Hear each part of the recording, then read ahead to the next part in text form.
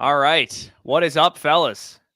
Fun day today. We got NFL Combine, wide receivers, quarterbacks, running backs. I'm sure this is going to go on all day. It does technically start at 1 p.m., but if you guys watched yesterday's tight end drills, you were probably waiting for the defensive backs to get off the field for the entire day. There's like two groups of defensive backs that take Bro. forever. I'm like, let me just see Brock Bowers run his 40. Let me just see Jatavian Sanders run his 40. And it was like 8 o'clock by the time it actually happened. So I would imagine we're in for a bit of a long day here, but going to be an interesting group, man. We know this wide receiver class is very deep. We know it's very strong. Quarterback group, not necessarily the greatest, especially knowing that Daniels, May, and Caleb Williams are not expected to throw.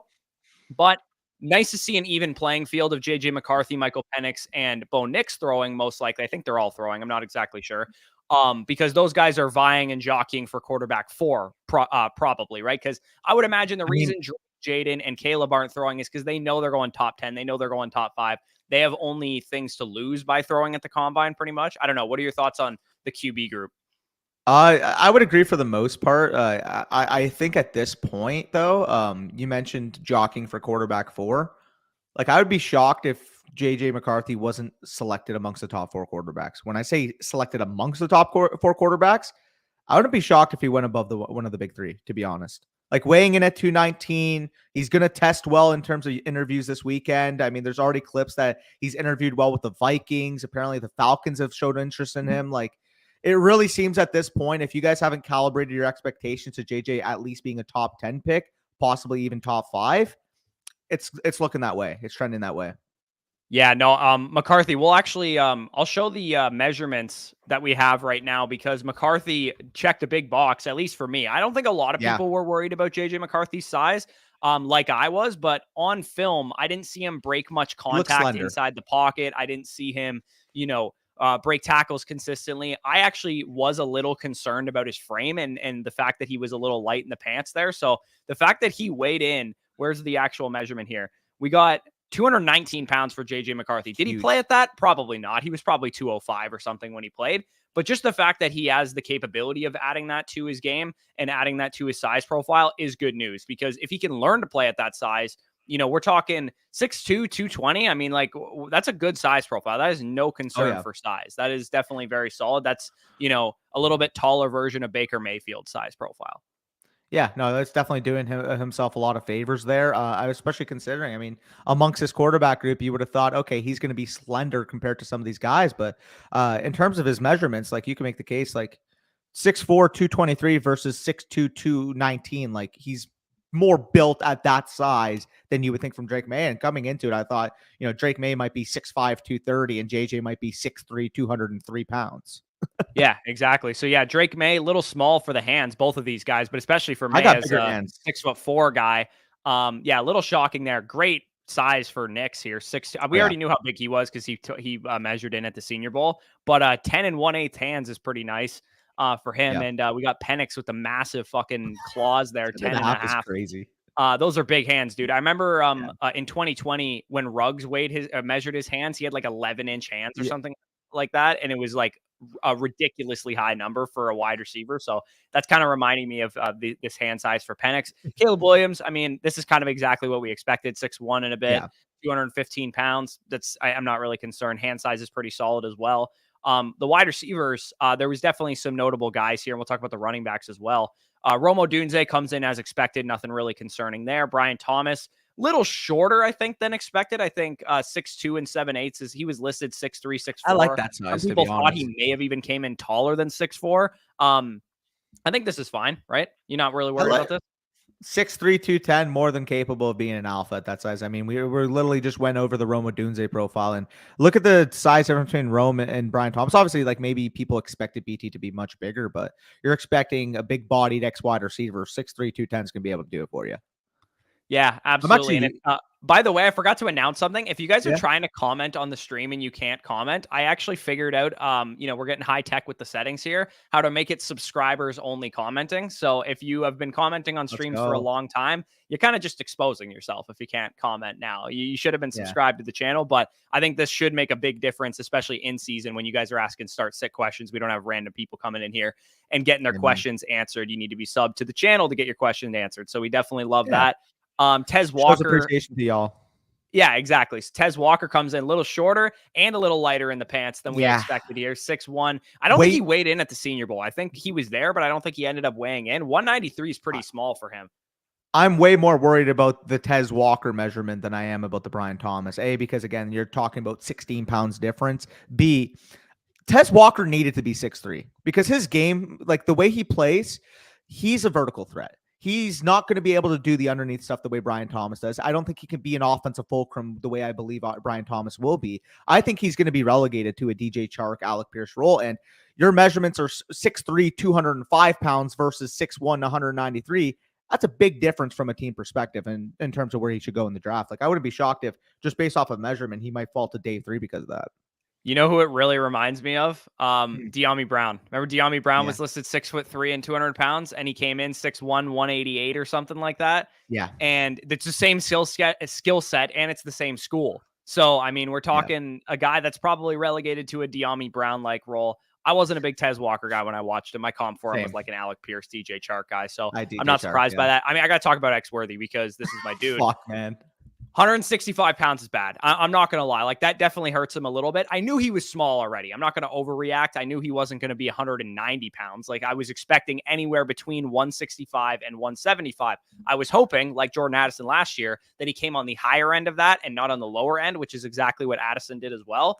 One thing I will say that's a saving grace for Worthy is he's a legit threat to break Ross's record. So it's possible he's not trying to bulk up right now because he's trying to run 4.22. Like, and he legitimately might do it. So with Worthy, I mean, the height's a little bit. I actually kind of like that he's 5'11" and a bit instead of 6'1", 165 pounds. I don't know 100%. about you. Yeah, I would have rather him be 5'9" and a half at that height. I probably would have rather that he was 5'9" and a half at that size, because I could say, okay, well, at least 5'11" has been the historical marker for, like, you don't want to be 5'9". 5'9" is actually a little bit concerning. 5'11" is the height that if you clear it, you can be in a pretty good spot. You don't really want to be 5'9", 5'10", but you also don't want to be too light either. That's kind of what I meant. If you're going to weigh 165, I would have rather him been a little bit shorter, simply because it's a more compact build. Like, for example, I mean, my comp for him was Marquise Brown. Marquise Brown, I believe, at his combine was 5'9", 166. So, I mean, like, you just a little bit, 5'11", 165. That means you're more slender than Marquise Brown.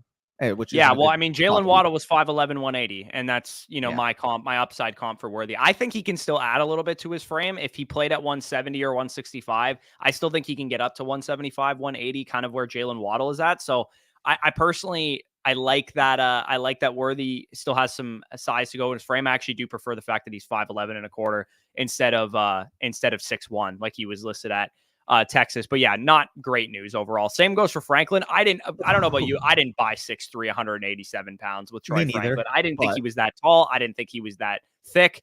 6'1" and 7/8, 176. What is that, exactly what Jameson Williams weighed in it? Like, almost exactly. I believe Jameson so, Williams yeah. size. Well, yeah, I mean, I had him compared. JMO was 177. I know how much he weighed, but I think his height was 6'2" as well, or maybe 6'1" and a half. So, I mean, we're talking Troy Franklin's almost exactly the same size as Jameson Williams. And I don't think that's a bad thing, because I think Franklin's more fluid on film. I think he's a better route runner. So I think Franklin, like, the better athlete or the better prospect version of Jameson Williams is exactly what Troy Franklin is. Yeah, I mean, for reference too, we just mentioned dimensions. I had a comp to Calvin Ridley, and Calvin Ridley was about 6'1.5", 189 pounds. So you're giving up about a foot. You're gaining an inch in size, but also losing 13 pounds. So I mean, it's clearly like Calvin Ridley was just more compact. Again, it's tough because, I mean, seeing the slender guys, obviously, like, you need to fit a certain role in the NFL in order for coaches to trust you on a down and down basis. That's kind of my worry about it, but. I mean, I have no problems with Troy Franklin's film. If he can get up to the 180, 185 range in the NFL, I mean, at 6'1" is probably even a bonus instead of being 6'3". Yeah. I tend to agree with Timothy here. He says he's not Calvin Ridley. I didn't see Calvin Ridley when I watched him either. I think Ridley was much more fluid of a route runner coming out of school. Fair. Like I said, I think he's a more developed version of Jameson Williams, where JMO was a lot more raw. He only had that 1 year of production at Alabama, whereas Franklin has gotten better every single year. It's like a better prospect profile version of Jameson Williams to me. And he also obviously isn't coming off of a torn ACL like JMO was too. For sure. So that's why I kind of like the JMO comparison for Troy Franklin, because the size is the same. I think he's going to run about as fast as JMO would have ran if he was able to test to. He's probably going to run in the high 4.3s, Troy Franklin. So I'm really excited about him as he's my wide receiver 5 in this class. Like, I really like him. Yeah. No, he's I believe he was my 6 or my 7. I believe he's my 6. So yeah, Yeah, AD Mitchell coming in at 205 is nice. I was a big time. little worried. I didn't think he was going to be super light, but I was a little worried it was possible that AD Mitchell was like 188 or something at 6'2". So 205 is really nice for him. Braylon Allen, this one's interesting because me and you both didn't like Braylon Allen watching his No. film. And I argue that he was too big. He was, Yeah. probably needed to shed 10 pounds, kind of like, I'm not going to call him Le'Veon Bell, but Le'Veon Bell coming out of Michigan State was too big and he needed to Yeah. slim down a little bit to get more agile and to get a little bit faster. So Braylon Allen, I'm actually like, I have a list of things here on the combine preview, and I said, who are the guys that need to perform today? Braylon Allen needs to perform today. He absolutely has to test well, in my opinion, because there's not a whole lot to like with him on film. At least in my opinion. I think the NFL will really value him more if he's a 235 pound, 6'1.5" running back who runs 4.49 instead of 4.60 like I think he's going to run. It's funny because I honestly think Le'Veon Bell coming out is probably the calm. Now, kudos to Le'Veon Bell getting his body right, just developing as a runner. But I mean, we saw those struggles go into year one, right? Le'Veon Bell weighs in at the combine, 6'1", 230 pounds, runs a slow 40 as a result. I believe he was like a 4.55, 4.6 type of guy. I don't remember offhand. And I mean, we saw in his first year, Le'Veon Bell was not Le'Veon Bell until his second, third year, right? In his first year, I'm pretty sure Le'Veon Bell averaged like 3.4, 3.5 yards per carry. Yeah, it was kind of Melvin Gordon-y also. I mean, Melvin Gordon similar coming out of Wisconsin, so the same school there. Sure. Trey Benson checks a box there, 6'2", 216. You love to see that. There was an off chance. I think he was a little light, like that he was 209 or something. So good to see him checking in basically exactly what he was listed at. So like that for Trey Benson. Jonathan Brooks. Same dimensions. Maybe he's 216 right now because he can't train because he's got a torn ACL. I contend he was probably 205, 207, 209 on his film. But regardless, I mean, it's better than him coming in at 200 or 198. Like, I think that was within the range of outcomes for Jonathan Brooks that he came in super undersized. So I'm going to probably adjust his grade a smidge because I had him listed as size is a weakness. And 6 foot, 216, that's not a weakness. No, absolutely not. And again, we'll never know until he tests, and because ultimately, like you said, it could be some fluff weight, like Jaden Daniels probably packing on some pounds for his pro day measurement. Like obviously, JJ McCarthy weighing in at 219, not running today. So you're going to see that at the combine when players know that they're not running. Like they're just going to add some fluff weight. They're going to drink gallons upon gallons of water. But I mean, it's still a good sign regardless. The fact that his body can hold up to 216 pounds, where if he needs to bulk up for the next level, at least there's like a precedent there that he can weigh 216. So yeah, I know everybody will contend that like, oh, these weights don't matter, it's what they played at, but like it matters, like especially in our mind, because like people still go off of Christian McCaffrey's combine weight now, and he's been in the NFL for like 9 years, and he's not 200 pounds anymore. He's like probably 210, and same with Austin Eckler too. Maybe 220. Austin Eckler is what, 203 listed as his combine weight. He's probably 220 pounds right now. But buddy, Austin Eckler squats 600 pounds, benches over 400. Like there's no shot he's still 203 pounds. No, exactly. That's what I mean. Just the fact that these guys, McCarthy, Brooks, like these guys that actually put on the weight that they needed to put on, the fact that they can do it is a good sign. Blake Corum, 205, 5'7", 6'8". That's exactly what I expected. You seem disappointed with it. I actually expected that. I thought he was going to be a little bit heavier, stylistically. But at the same time, I mean, the main worry that I have here isn't necessarily what we think of him as fantasy players, because my opinion of him doesn't really change. It's more so a team's going to be in a running back class without much separation, looking at a 5'7", 205-pound measurement, instead of maybe considering him at, the back end of the second round, top of the third round.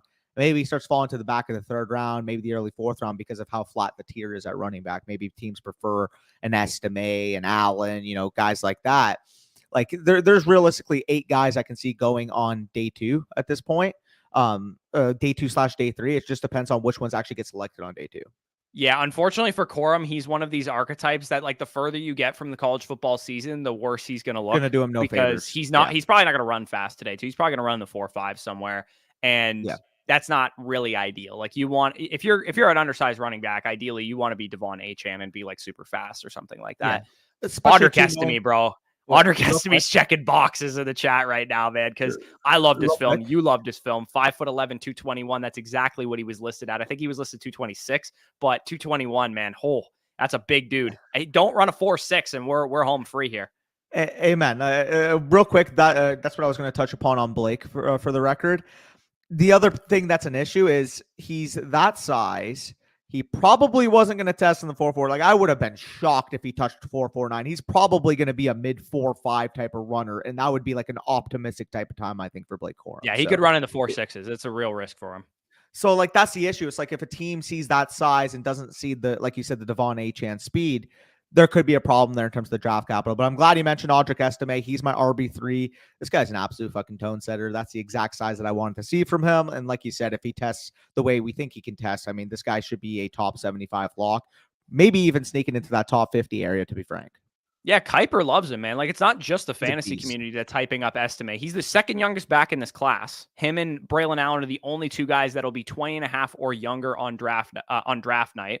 And Audric Estime had an unreal season this year, like in terms of efficiency, like 94.0 PFF rushing grade. Like, this guy was unbelievable this year, and I'm really excited about him. He is not he's not in contention, I would say, for RB1 for me, because I view Jonathan Brooks, Trey Benson, and Jalen Wright as the top three backs in this class. But I think right now he's probably in a tier of his own as the fourth best running back in this class for me, and has a chance, obviously once these guys actually get drafted, whoever goes day 2 and second, third round to good teams is probably going to end up being RB1. But just in terms of talent, I did view a difference between Brooks, Wright, and with Benson. And with Brooks and Benson, or sorry, not with Brooks and Benson, with Benson and Wright, those guys were both on Bruce Feldman's freaks list, and they are going to smash the combine today. I would imagine that both of those guys threaten to run 4.3s, jump out the gym, agility drills, impeccable.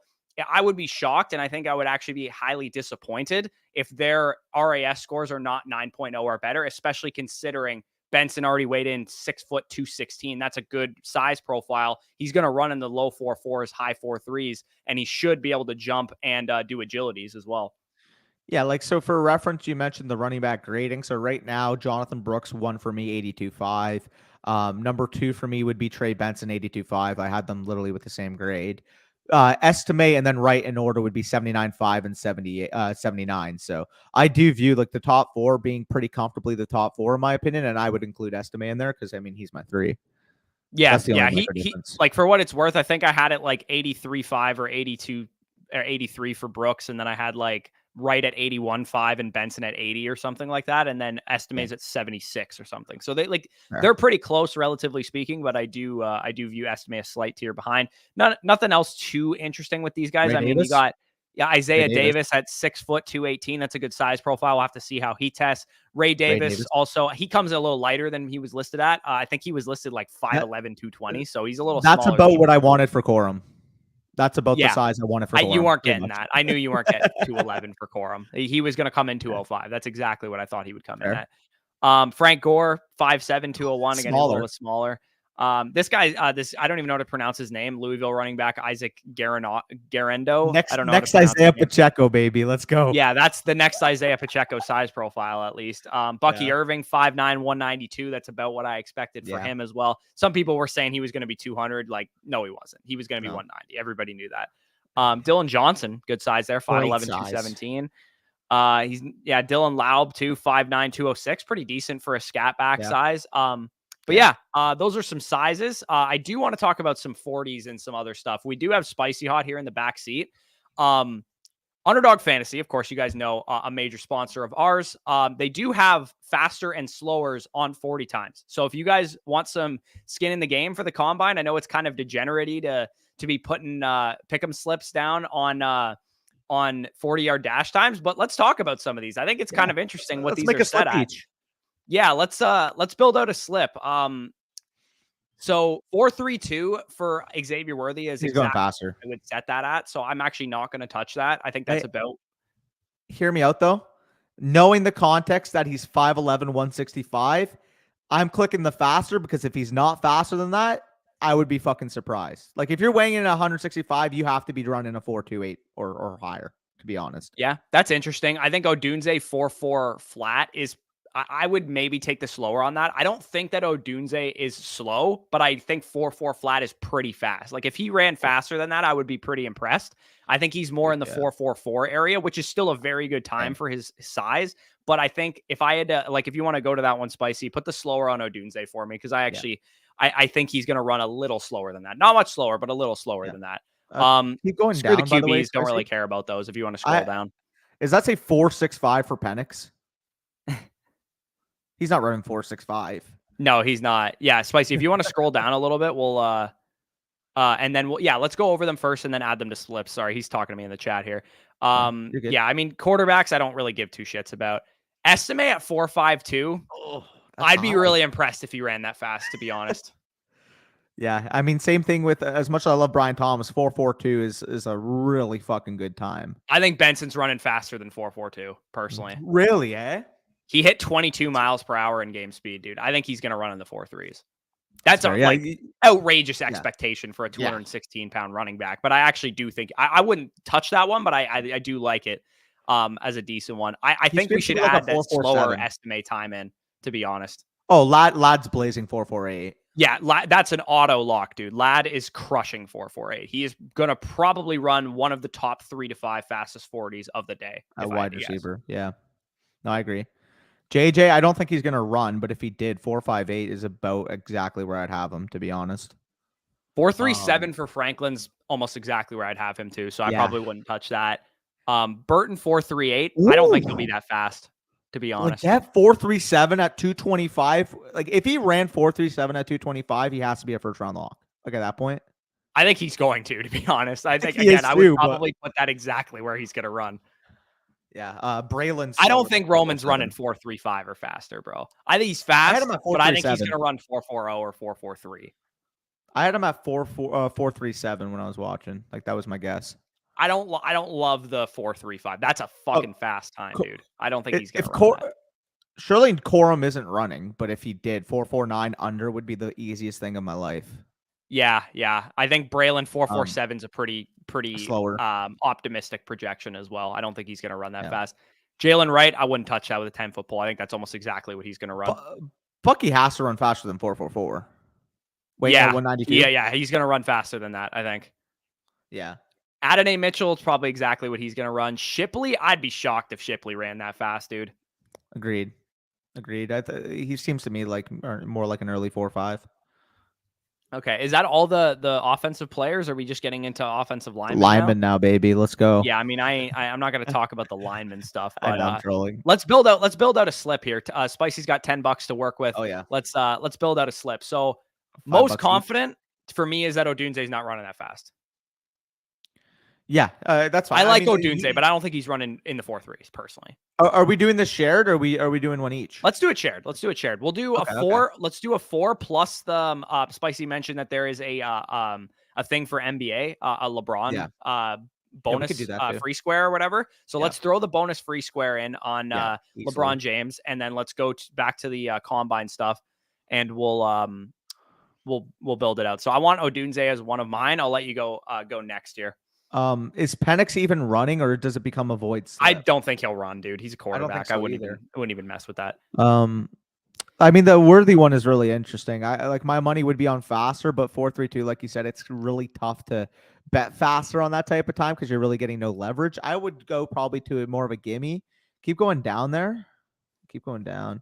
I mean, as much as I love Trey Benson, 4.42 at 260. I think he's going to run. I actually lean the faster on his time. Really? Yeah. Okay, yeah, so dude. He cracked 22 miles per hour more than once last year. Lad faster. That's Lad faster is a lock. That one's so easy. Yeah. Okay. Let me. So that was your first one. Let me find my second one here. Yeah, go for it. Keep scrolling down. Jermaine Burton's fast, bro, but 4.38. I don't know. That's a pretty fast time for him. Yeah, I would agree. Same with Roman too. Like I think he's fast, but I don't know if he's gonna run 4.35, bro. That's fucking fast. I think he's gonna run in the 4.3, so it's tough for me to. That's tough. Keep going down. I think there's more that I like more than these ones. I mean, the Braylon Allen one sticks out to me, but at the same time, he also slimmed down though. That's what makes me nervous about his. I mean, Corum. Yeah. I think Corum's got it. Corum's not running. I don't think he's running. I don't think he's running. Period. Yeah. I think there was one more that I liked. Bucky. Faster. I think Buck's running faster than that. Easy. Let's go Bucky on faster. And then we got one more pick we can add. Yeah. Okay. So I lean either. I think Estime's running slower than 4.52. I think that would be the one that I lean towards. He's 221, bro. If he ran faster than 4.52, I'd be shocked. Like, he seems like a 4.56. I'll be very happy if he 4.57. does, but I think 4.57 is probably what he'll run. Yeah, which would be a great time for him. If he runs under 4.6, man, that's a fucking great time for him. Yeah, exactly. So again, if you guys Odunze is definitely fast. Like everybody's saying, it wouldn't believe. No, he's definitely fast. Odunze is also dude, 4.40 215. is like really fast though. Like 4.40 is really, really fast. I think Odunze at 212 pounds, bro, if he runs 4.43 or something, that's an incredibly good time. Well, didn't Jamar Chase barely crack 4.4 and he was lighter? Yeah. Yeah. And like, Odunze, Jamar Chase like I said, he's a fast dude. He ain't running 4.3s, I don't think. Jamar Chase was 6'201" and ran a 4.38, and that was his pro day time. Like, I would be shocked if Odunze, from a height, weight, speed standpoint, was that much faster than Jamar Chase. McConkey is the lock of the century. If you guys are wondering which one do I feel the most confident on, McConkey running 4.49 or worse, that would be a colossal disappointment in my opinion. He should run at least in the low 4.4s. Yeah, I would agree. Okay, so yeah, let's hit that one. We're doing it standard. We're not insuring that. Yeah. So we're doing it standard. Of course, if you guys do want to put some fasters and slowers on this combine, make sure to sign up using promo code FSE on Underdog. So that's FSE, 100% back up to $100 on your first deposit. Of course, we will have promotions all summer about how to get free draft guides and such from us if you use our promo code this year. So that's also another benefit that you would get from us over on Underdog too. So yeah, very excited about that. I think that those could definitely work out for us. I feel pretty confident in a lot of those. Hey, man, and I by the way, I feel like I got to address the elephant in the room. I am streaming off my laptop right now. The PC wasn't booting up the way I liked, so apologies for you guys. You have to see my ugly mug a little closer up this time. Yeah, for sure. I forgot you were even doing that, to be honest. Let's answer some comments here. We had a couple backed up. Emerson was in here like half an hour before he even went live. He said, just traded a mid to late fourth for Miles Sanders. I mean, sure. Go ahead. Miles Sanders kind of stinks, but maybe you can get him a third for him at some point this year. That would be my only thought process. If you get a 2 for him, you better go, to Vegas after that, because getting a 2 for Miles Sanders would be insane. Good luck with that. By the way, I want to point this out. So apparently there's a soft market for Fields, yet Tony Pauline's reporting that the Falcons would trade a first round pick for him. Like, no. They wouldn't trade so the thing that I saw was that Tony Pauline said that if they don't get Kirk Cousins or Baker Mayfield, they would trade a second for Fields. That would make more sense. Is what I read. That's what I read. Yeah. Oh, okay. Maybe I misread it then. That's my fault. But regardless, like, it sounds like Cousins and Baker are the top of the QB market on the free agent heap, including Fields as well. I'm going to be honest. If you tell me right now I can get Kirk Cousins for free versus having to pay for Justin Fields, I'm doing that every time. Oh, I would as well. But Kirk Cousins is 34, 35 years old, coming off of blown Achilles. Like, you'd figure, I think, at least that with Fields' upside as athletic guy, I'm starting to think that Fields there might be like something above the shoulders that we don't know about Justin Fields and why he doesn't have a better market. Because I think on field, pun intended, he probably has a little bit more to go. Yeah, like nobody's arguing that he's a finished product right now, but I think with what he's done so far, he should command closer to like a 2 and a 3 or something in a trade. Question do I have? Like, I know we're not big fans of panics, but like that's maybe a spot where if you signed Kirk Cousins for a shorter term deal and you brought him in, like that would have to be if he fell to like round 3. I don't think that's crazy because you built up some insurance against Kirk Cousins, obviously older quarterback with the Achilles, and it doesn't put on the huge expectations that Penix has to be a starter for you in the long term. I think that would honestly be a good fit. Yeah, I think if you sign Cousins, it's going to cost you a lot, so you probably don't want to invest further assets into the quarterback position. Yeah, that would be if he fell to round 3. I think on day 3, if you drafted a quarterback that could start in the short term, like maybe Pratt or something, fell to day 3, you could probably put him out there in the short term. Or if you're a team like New Orleans or like some of these teams that drafted quarterbacks in last year's class, that have like Jake Haener or like Aiden O'Connell, like the Raiders are a good example. If they signed Kirk Cousins, they could roll O'Connell out there early on in the year until Cousins gets back. The only issue though is that they already signed Jimmy Garoppolo. So do you really want to invest 2 times in the older veteran quarterback market? I don't necessarily. I think the Broncos are in the same conundrum too with Cousins. I think they draft one. Yeah, It's really difficult, man, because I think the Bucks could be in the QB market also. Like, nobody thinks we are right now, but dude, what I'm hearing about what people think of Baker Mayfield, like, I'm a little worried we're going to be without a quarterback. And That I might be would better, to be honest. pay a 1-year, $10 million deal for Ryan Tannehill than pay Baker Mayfield a 3-year, $45 million 100%. contract per year that he might get, dude. He might get that from Atlanta. He might get, even if it's 35 plus, like that's too much for Baker Mayfield. Like, I like Baker Mayfield, but he needs to be on the lower end of the pay scale of quarterbacks for him to pay off, because the second you start paying a quarterback that kind of money, like, They have we're to be a seeing top even 10 from, guy. like, people don't want to pay Tua that. Like, Tua's way better than Baker Mayfield. Yeah. I mean, way better. I don't know, Yeah, because I think he is. I don't think way better. I Like, also people are think talking that about system Kyler's contract carrying like it Mayfield. was a mistake. Like, Kyler's way better than That's Baker crazy. Mayfield.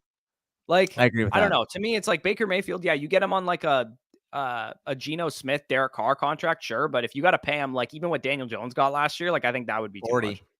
Yeah. Yeah, 40. No, it's tough. Paying any non-top 10 quarterback 45 plus million is a tough spot to be honest.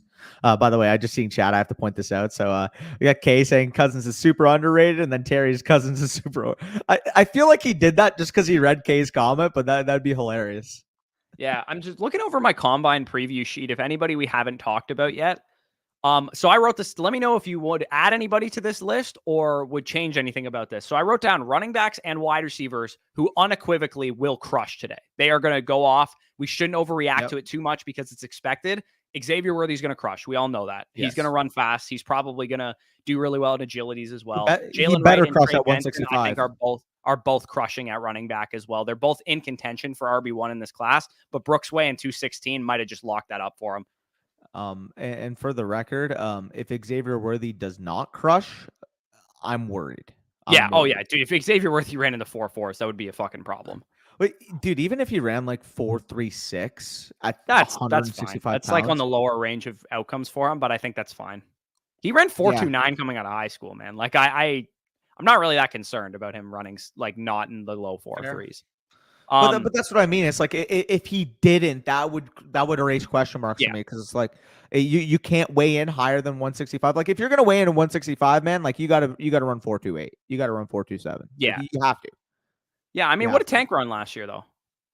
Yeah, but Tank was also 5'8", bro. Like, it was more compact. Like, that's kind of what I think. Worthy's got a way better profile than Tank. Fair, but I guess nobody cared about Tank though. He went in like the third, fourth round of rookie drafts. Yeah. Brian Thomas also, he's gonna crush today. Like, we all know that, right? He's big, he's fast, he's gonna jump probably 39 inches. He's gonna run 4.46 or something at his size, and he's gonna have a great broad. And I would like to see. I hope these wide receivers do the agilities. I think last year part of the reason why nobody did the agility drills is because they put the combine in prime time. I don't know if anybody remembered that. They put it at like 6 o'clock or something, and nobody wanted to do all the agility drills because they were dead from the day. They've been up since like 6 a.m. doing interviews and shit. So I'm glad that they're doing this earlier. So hopefully we get all these guys doing their verts and their agility times and such. Yeah, no, absolutely. But yeah, it's gonna be exciting, man. Obviously, this day today, quarterbacks, wide receivers. Is it running backs today too?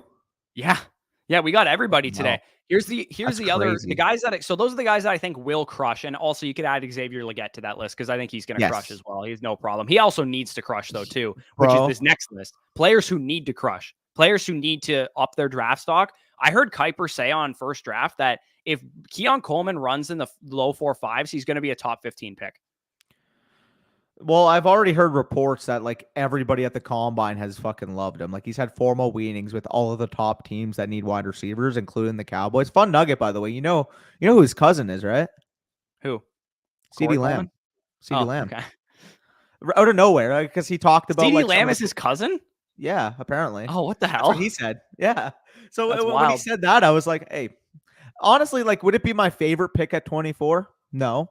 But would I be okay with it? Absolutely. But like you said, I mean, it could get to the point where that's not even a discussion we have at 24 because he ends up going 14th overall to the Saints. Yeah. No, that would be if he runs like 4.51 or something, like, I'm gonna be substantially higher on Coleman than the rest of Dynasty Twitter seems to be. Nobody seems to like Coleman, but I think part of what people are not remembering about Coleman is that he wasn't a target hog at Florida State, but he was one at Michigan State with Jaden Reed in the same offense. Yeah. No, 100%. I mean, I talked to you about Coleman even before the year started. Like I took him in our Devy draft, and I said, you know what? Like he's got a pretty interesting profile when you break him down. What he did with Jaden Reed on the field. Obviously, this year kind of gets affected. Jordan Travis getting hurt. Especially down Jordan the stretch. Travis stinks. Also, when I was watching Yeah. Coleman's film, I was like, dude, Coleman could have had way more production. Oh yeah, Jordan easily. Travis is not good. And if I remember it correctly, I believe halfway through the year, Coleman was also dealing with an injury too, which would make sense as to why he probably wasn't targeted. I mean, the first few games of the year, the guy absolutely obliterated LSU. Like I still remember that opening game. Everybody was like, "Oh, Florida State, LSU, one of these teams probably going to end up making the playoffs. One of these teams going to be a top 5 team." And Florida State just basically told them like, "Hey, like you guys aren't in the same ballpark as us." Keon Coleman, I think he had 3 touchdowns in that game, right? Yeah, I think it's fun to think about these prospects if you dropped them in different situations in college football. Because if you dropped Yeah. Keon Coleman and Brian Thomas's role at LSU, and I honestly don't think there would have been a huge difference in their production, to be honest. I think they probably would have produced the same Potentially. amount of points. I think Tom's a better athlete overall, and I feel I think like he is too, but like I actually think Coleman is a lot more physical than Brian sure. Thomas, and you just expect Thomas at his size to be physical, and Coleman is physical. Like you watch him, and he's like, oh yeah, he's beating the crap out of you. You're gonna be sore the next day after covering him. no, he's good, man. Like it feels like I have like outside of the top 3 consensus that all have top 25 grades, top 25 for Rome. Which, by the way, my top 25 for Rome, like the scale, if you guys aren't sure, is 86 to 90 or 85 to 90. Like Rome Odunze was an 89. So like we're right on the edge there of being a top 10 grade. So technically it says top 25. He's on the higher end of the top 25s. Malik being a top 10. Marvin Harrison Jr. being a generational prospect. Outside of that, though, man, you're talking about legitimately 4 to 11. I have, what is that, 8 guys within 85 to 80? Like, yeah. This might be an outrageous take. This might be an outrageous take.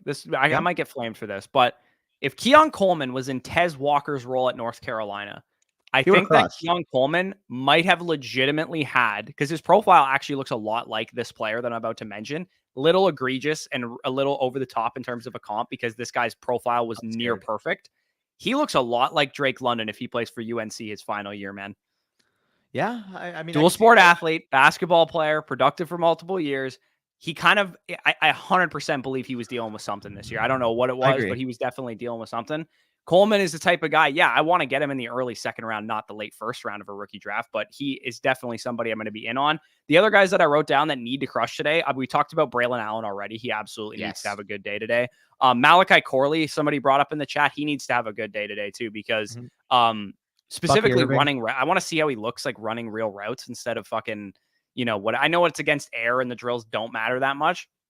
I just want to see Corley run routes on the same playing field as some of these other guys, because I really don't feel that good about his ability to run actual route tree other than screen targets and that kind of stuff. He didn't do a whole lot of that at Western Kentucky. So I want to see Corley. How good of an athlete is he? Because he's big. He's like 5'11", 210. And I want to see how good he looks in the drills as well. For sure. Also, Frankie, if I'm not mistaken, I'm pretty sure his exact listed height is 5'8" and 3/8. So you want to fact check that? You should fact check that. Yeah, he also, I believe, was lighter than Worthy too. Was he not? 165? Was he 162 or something? I think he was a little lighter. 5'8" and 3/8, 165 pounds. So he was 5'8". So if you're gonna fact check me in chat that he was 5'10", you better get your facts straight. Yeah, no, he might have been listed 5'10" on Houston's website, but he was 5'8" at the combine. I remember that. The other guys, we didn't talk about these guys yet, but the Washington duo outside of Odunze probably both need to test pretty well, especially Polk, because Polk has speed question marks for a lot lot of people. And McMillan, I think, has a chance. Did you see my comp for McMillan, by the way? In the I haven't seen. I want to say it was JSN. It was JSN, yeah. So I think obviously McMillan's profile isn't as good as JSN's. JSN's profile is way better, but just how they look on film, he actually looks a lot like JSN. The same size, 6'1", 195 pounds. I think agility score was the thing that got everybody excited about JSN. I really hope that McMillan does the agility drill, because I think it's possible that he has a JSN caliber number on that. Plus, we have so many guys that are like the same. Malik Washington, Jamari Thrash, Jacob Cowing, Isaiah Williams, Roman Wilson to some degree, Taj Washington, and Ricky Pearsall. And again, the high end of this is Xavier Worthy and Ladd McConkey is like these, slot receivers that can do more if they're, great enough athletes and they can develop. Yeah. But all of those dudes, they're all like day 3 guys. Malik Washington, Thrash, those type of dudes. One of them's got to stand out today, right? Washington, I just graded, and he is my favorite of the group. He kind of reminded me a little bit of last year's class, like the size profile of Zay Flowers with the play style of Josh Downs. I can see that. Again, I haven't watched him formally yet, so I can't confirm or deny on that. But he's tough. I have to ask, he's got great hands, and he's a bulldog, man. He's a fun player to watch. It's his profile looks gross because he was like a 5th-year breakout or whatever, but he was productive before that, and he did remind me of Zay Flowers a little bit when I was watching him. I was like, he can play on the outside. He doesn't just look like a slot receiver. So I've watched and graded, I believe, either 16 or 17 at this point. I want to ask you this question because I mean, I'm watching these guys and like we're still going through like fringe day 2 level talent. I want to ask you, how many wide receivers do you think actually end up going in the top 100? So I've graded 19, and every one of them except for Corley and Pearsall graded as top 100 talents or better. So yeah. I haven't watched Brendan Rice yet. I haven't watched Johnny Wilson yet. I haven't watched Jermaine Burton yet. And those guys still have a chance definitely to get into the second and third round discussion. Especially Brendan Rice too, with a good combine, he could really up his stock. I think that we get 15 to 20 receivers for sure in the top 100 of the actual draft. I agree. If I had to break it down, I think 5 or 6 probably go round 1.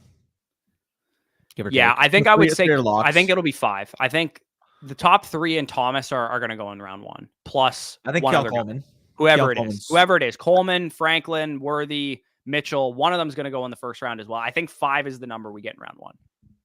Yeah, I would probably lean 6 because I would add Keon Coleman at this point.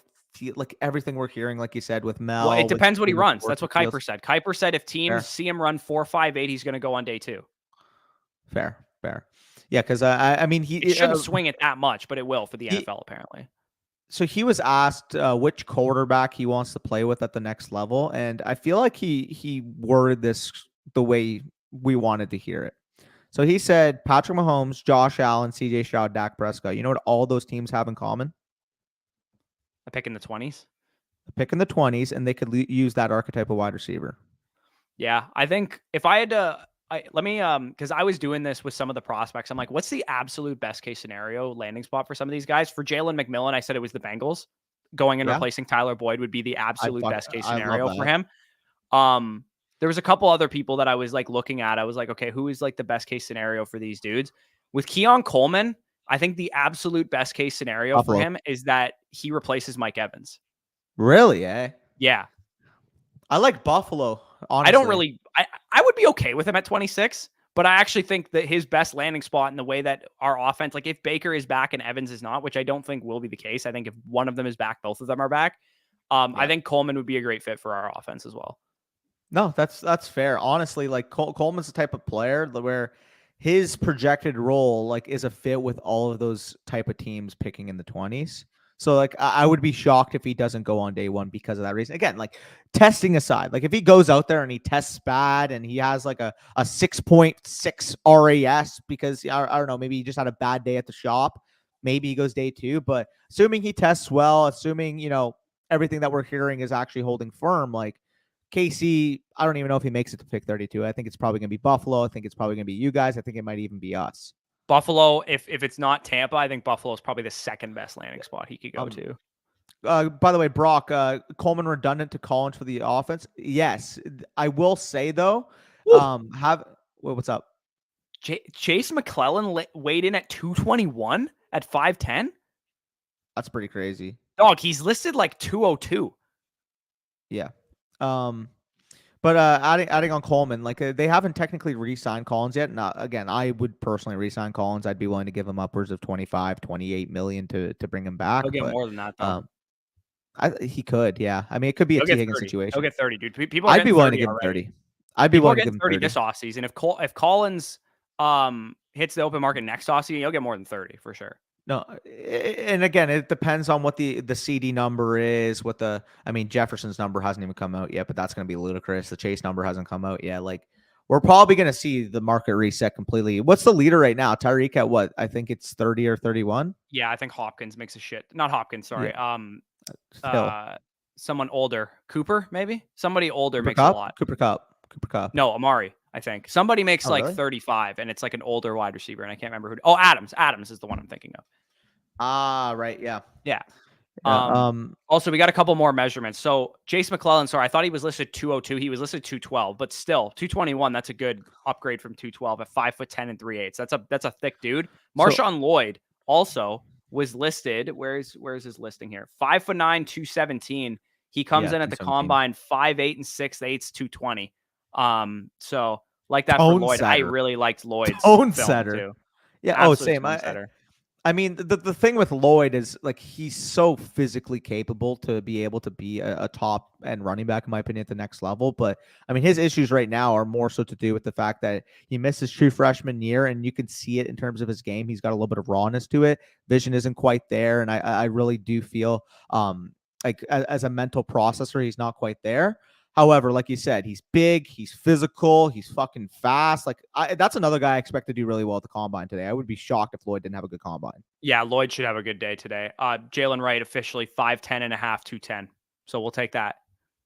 We Not will bad. take that. Not bad. Mayan Williams, who people forgot about at Ohio Ohio State. State. I actually really liked him coming into this year. He was hurt all season. He was like Yeah. really efficient on a per touch basis in 2022. 5'8" and a half, 230. But he's got the lobster build. He is a thick dude, man. I would be curious. He could really like. I don't think he's actually going to go probably even in the draft at all. He'll probably go undrafted. But he is like a taxi squad guy that I'm going to be keeping my eye on for sure. Buddy.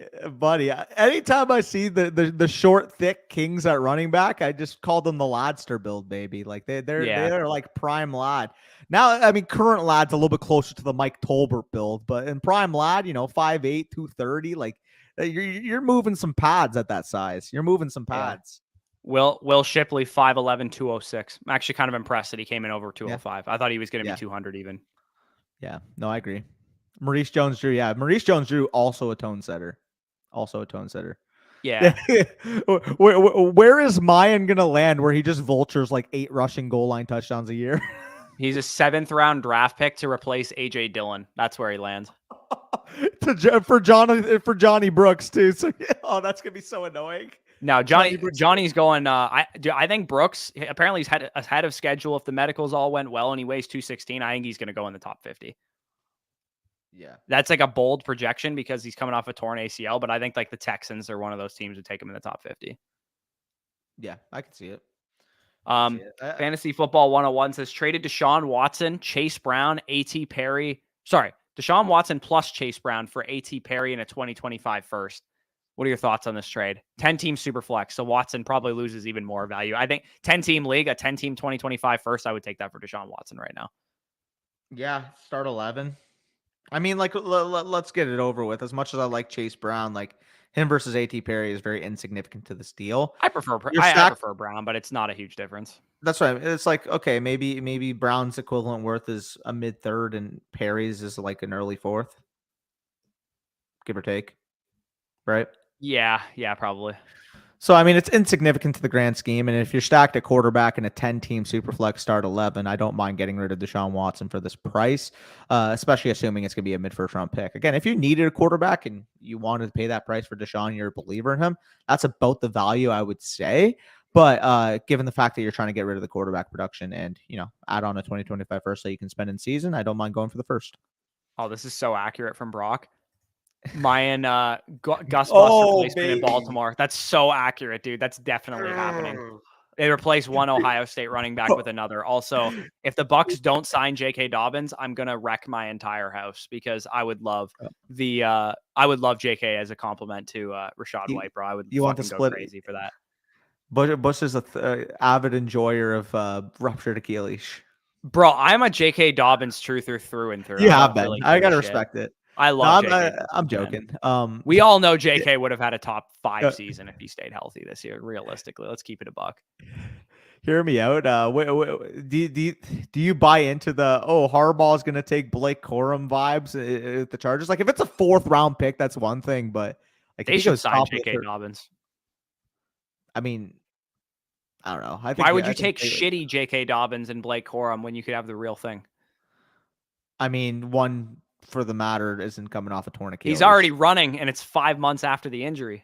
Buddy, I said that exact same thing when Cam Akers was recovering. We know how Yeah, but that Cam shit Akers went. actually started playing games 5 months after his injury. That's so fucked. Yeah. I don't know, Buddy, bro. I'm gonna live in. It doesn't cost me anything to live and die on the Dobbins Hill. Like I have I shares respect it. already. I'm not actively Then buying you have anymore. receipts.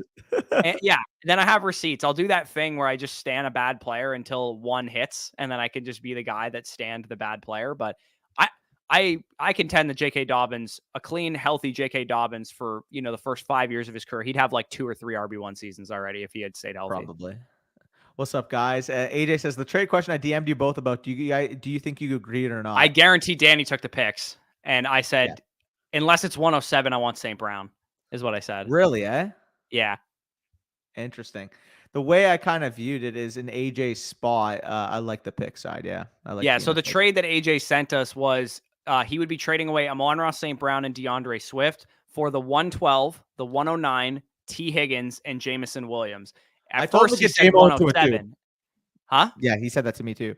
At first, he said it was the 107, not the 109. I said, if it's the 107, then I like that deal because you're basically getting T. Higgins in the 107 for St. Brown and the 112 and JMO for Swift, which is an easy trade also.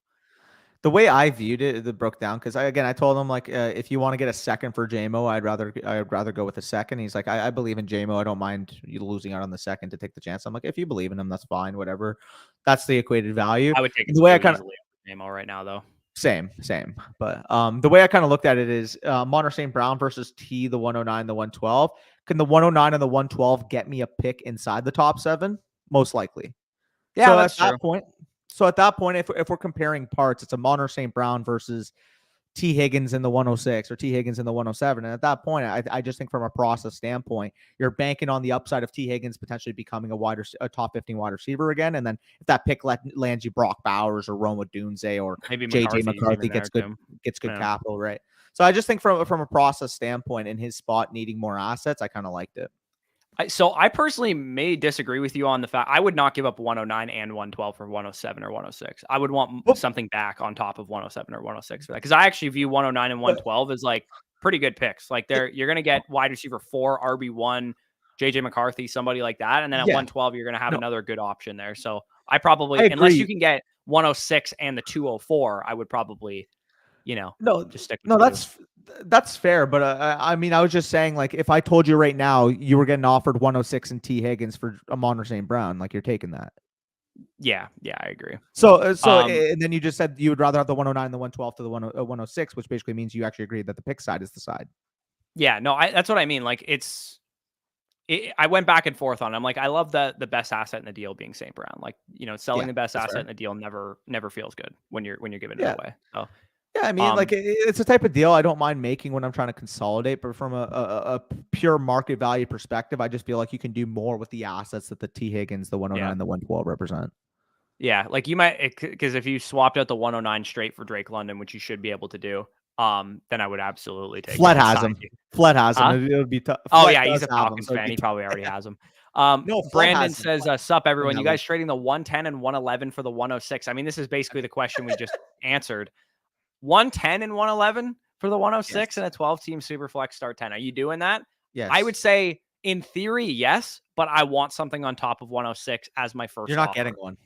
I think you're will. Not getting something. I think even if you got the 210 back on top of 106, I think I would just prefer. Like obviously, I want something else on top of 106. I'd be shocked, man. Like people aren't just throwing seconds. Like they know like this year, especially the top tier of drafts. And I mean, realistically, as much as I love the 111, is there really that big of a difference this year? Obviously, draft capital and team fits are going to influence this, like we're going to see by the NFL draft. But can you say with full chest that our 111, if we go through here, my 111 right now is currently Brian Thomas Jr. It's probably Ladd McConkey for you, I would imagine. Somebody like Ladd that. McConkey versus with Keon Coleman. Brooks weighing 216. He might be the 111 for me now, to be honest. Yeah, I think I had Brooks 13, Benson 14. I also have McCarthy lower than this though, and it looks like McCarthy's a first round lock, so I should probably move him up too. Yeah, no, for sure. I have him at 9 right now, but realistically, he's probably going to end up being 8 or 7. Yeah. I noticed I had the in one quarterback leagues the running backs propped up more than you did, and that just kind of comes with the fact that in one quarterback I'll value the running back position a lot more than I would in a super flex. To be honest, the only reason I have it that way now is because I'm just waiting for combine stuff and draft capital insight on the running backs. Like by post draft, I'll probably have the running backs higher in both formats, to be honest, once I know where they Yeah, actually went. It depending on where they go. Because if we get 2 or 3 second or third round running backs, like I don't think it's going to be out of the range of outcomes that Jonathan Brooks is the consensus 109 after the top 7 and JJ McCarthy after the draft. If he goes top 50 or top 75, I wouldn't be shocked if Jay Brooks is literally the 109, no questions asked. No, I agree with you. Also, AJ does super chat here. Appreciate the super. He says, "Why isn't Shipley RB2? I'm a big fan of his game. A lot of Honestly, reasons for me. we were on the opposite side of the spectrum. So I had him as a day 3 type of player. The comp that I had for him actually is funny because the guy had hype in the Dynasty community a few years ago, and he's been a fine player. But Kenny Gainwell, that's who I had him comp to. Honestly, I mean, I'll let you take it away, but there just wasn't much special that I saw to Will Shipley's game, to be honest. Like overall, yeah, like I think for a smaller back at 5'11", 205, he's not nearly as elusive. He doesn't have as good enough feet as I wanted to see out of him. And this was a problem for him in the summer too. So I watched like last year when I watched him going into the year, I was like, this guy needs to get more elusive for his size. His size isn't ideal. It's like 5'11", 207 is like okay, but it's not great. Pass protection, he is the worst in this class, and that's a problem for him because he's like his best trait is his receiving ability. So if he can't get on the field in pass protection, that's why Clyde Edwards-Helaire never carved out a huge role, right? Like he was a great receiving back in college, couldn't pass protect, and it was a problem for him in the NFL. Awful in short yardage. Yeah, short yardage in between the tackles running is a huge problem for Shipley as well. So you can watch a highlight tape on Will Shipley and talk yourself into him, absolutely, because he does have a couple redeeming qualities. Like he's an explosive guy, space back. good receiving abilities, good in space, good athlete. He's kind of like the weaker version of Bucky Irving in this class, where Bucky Irving, you can talk yourself into being the best running back in the class for the same reasons. Only Shipley's even worse between the tackles than Irving is, even worse in pass protection than Irving is. And I don't think his agility scores will matter to me. If Will Shipley goes out there and he posts 95 percentile agility scores, I might have to move him up a little bit, but I'm expecting him to run fast in a straight line, like 4.39 or 4.43 or something like that, and post 40th percentile agility scores. Yeah, so with Will Shipley, I currently have him graded 60.5. You have him graded as a 60. Both have him in that mid-day 3 type of range. You have him to Tucker. I have him to Kenny Gainwell. Space back, change of pace. Like we kind of agree in terms of his projected role, especially coming into the league. It's just a matter of honestly, like people are downgrading this running back class, but I really like the guys ahead of him, to be honest. Outside of like Braylon Allen, like you get on to RB7, Marshawn Lloyd, RB6, Bucky Irving, RB5, Blake Corum, 4 for me is Jalen Wright, 3 is Estimate, 2 is what's called who did I miss? Trey Benson. And then number 1 is Brooks. Like all those guys I view as legitimate day 2 type of players. The only 2 that I don't have graded within that right now are Braylon Allen and Will Shipley. Yeah, and the problem, like, this running back class generally isn't that good. So, like, we've watched all the good backs already. Like, the rest of the backs in this class, unless some guys show out at the combine today, like, I mean, we're talking Ray Davis is the next best guy, or like Kamani Vidal from Troy is the next best guy. Like, we're not in a position with this running back class where we have a lot of great options. There's like maybe 3 to 5 guys that are worthy of day 2 capital, a couple other guys that are worthy of 4th round capital, and then that's pretty much it at the running back position. No, for sure. Houston should trade Pierce to Baltimore. I fucking totally agree. I think Damian Pierce would be a great fit in Baltimore. Be fun. Did we get through a lot of the higher comments? Yeah, no, I'm just looking at these. Brock Bowers' measurements, in case you're curious, Bobcat, I think he was 6'3", 7/8. Is that what his height was? Yeah, or 6'2" and 7/8. Basically 6'3", 245 6'3". pounds. Yeah, he was 6'3" and he weighed 243. Sam Laporta. But yeah, literally borderline the same as Sam Laporta, borderline the same as George Kittle too, even like a little bit different. Like he's fine. Don't worry about Brock Bowers' size. A lot of people were freaking out about his size. I'm like, that's actually like very good, to be honest. There was an outside shot that Bowers weighed 228, like, or something like that. You know what I mean? Like 243. I was like, oh, box checked.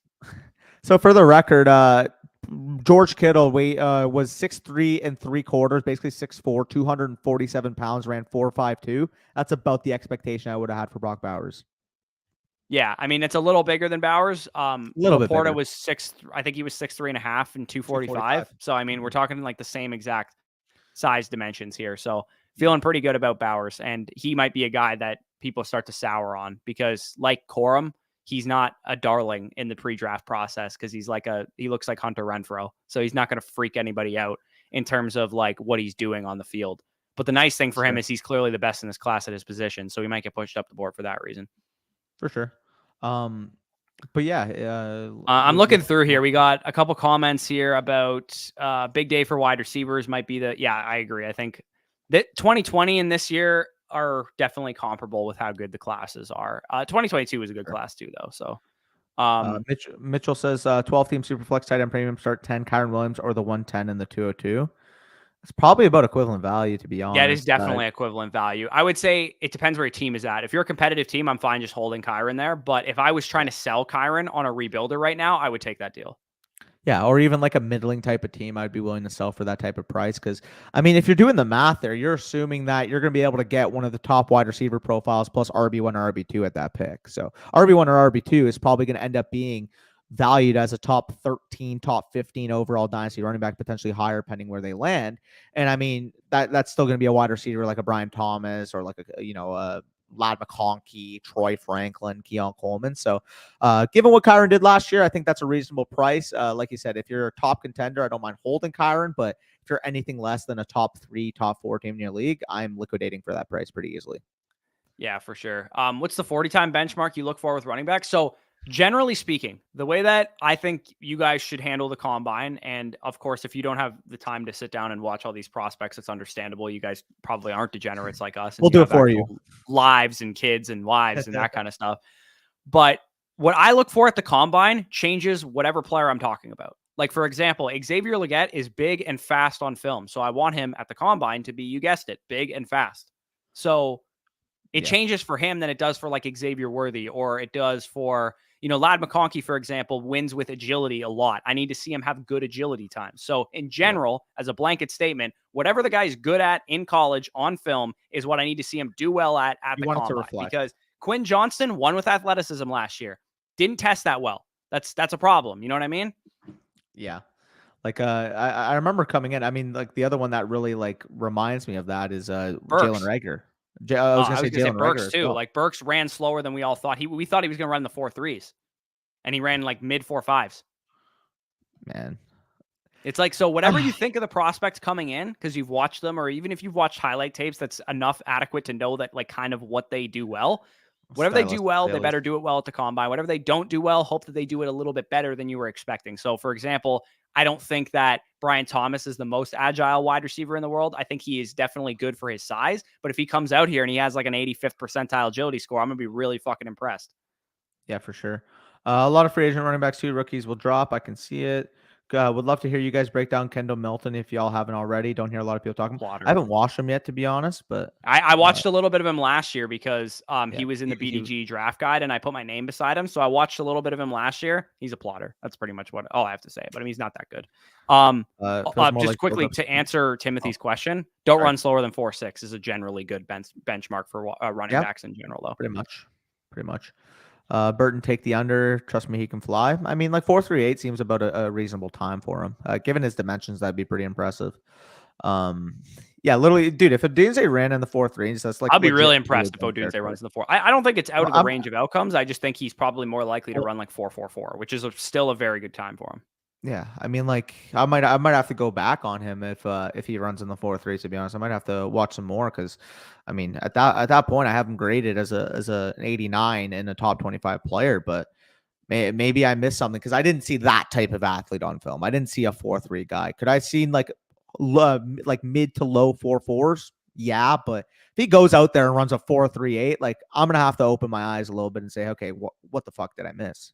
Well, yeah, and that's why. Like, I'm glad I've gotten through almost 20 receivers before the combine even started, because it's nice to know what you expect the guy to do and what he actually did, because then you can go back and watch him. Because I remember in 2020, I thought Justin Jefferson was going to run like 4.57, and he ran 4.46 or whatever. And I was like, oh, shit. 4.43. Like, 4.43.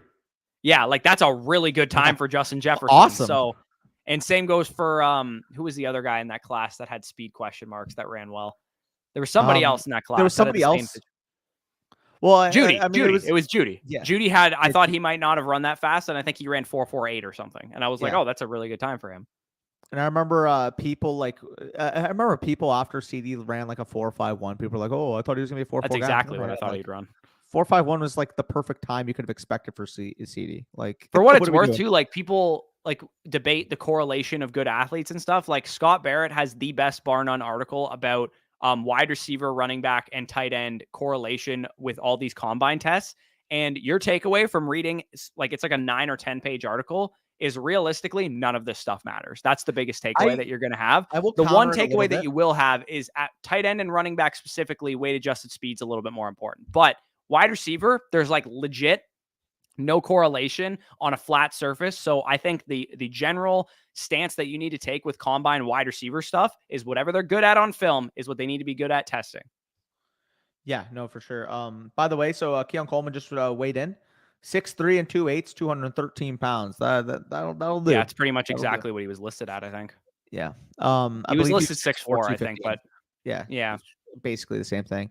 I wanted to fight back a little bit on that because I agree from a broad plane comparing all 280 something fucking players that get drafted on a year-to-year basis. If you're comparing all those guys apples to apples, I don't think the combine matters at all, like you said. I feel like it matters when we're comparing prospects amongst historical first rounders, second rounders, third rounders. It has to be bucketed, in my opinion, because you have to know what type of thresholds you need to be within. That's how I feel. Fair. Anyways. Jacob Cowing too, weighing 168. I know that sounds really light. He was legit 157. 157. So so that's actually huge for him to get up to 168. Maybe he's not going to run. I would imagine it's possible he doesn't run. He just weighed 168 and then doesn't run until his pro day. But 168 is actually a big time. I literally graded him this morning, and my comp for him is actually Rondell Moore, which is not good company to be in because you're kind of just. They're running right now. Are they running? Yeah, I might have to watch the Trey Benson through Spicy's fucking phone right now. Okay, we're gonna sign off then. If the combine's actually going on here, we're gonna sign off of here. Appreciate you guys for joining us. Last question we'll answer here is from Anthony. He said, "What do you think is a fair price to play for Kendre Miller in 12-team Superflex League?" Late second at the absolute most, probably a third rounder. Yeah, somebody wants my 2025 3. What number was it, Spicy? Fourth. Wait, does that say 439? Yeah, that sounds exactly right for Trey Benson, brother. I knew Benson was gonna fly, man. Dude. I knew Benson was gonna fly. Fair play. I mean, I love Benson. I didn't think it was gonna be like that. I had him at a 9 out of 10. He's running next, and I just saw the number, and